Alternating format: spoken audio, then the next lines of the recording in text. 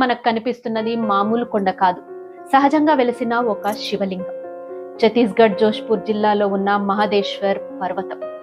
ఈ పర్వతం ఇక్కడ మహదేశ్వర్ మహాదేవుడిగా పూజలు అందుకుంటుంది. ఈ కొండని ప్రపంచంలోనే అతిపెద్ద సహజలింగంగా గుర్తించారు.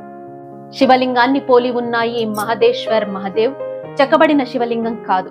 ఇది 300 మీటర్ల ఎత్తైన సహజమైన కొండ.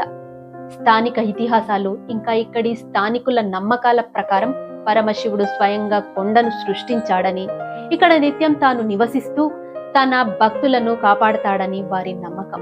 ఈ అద్భుత పర్వతం మాయాలి గ్రామానికి సమీపంలో ఉంది. ఈ మహదేశ్వర్ పర్వతం ఎంత పెద్దది అంటే సమీపంలోని 40కి పైగా గ్రామాల నుండి కనిపిస్తుంది. అయితే వర్షాకాలంలో కొండపై పడే నీరు సహజంగా కొండపై నుండి కిందికి ప్రవహిస్తుంది. ఈ సుందరమైన దృశ్యం శివుడు ధరించే విభూది రేఖలను పోలి ఉంటుంది. ఈ చారిత్రాత్మక ఘనత golden book of world records లో ఉంచబడింది.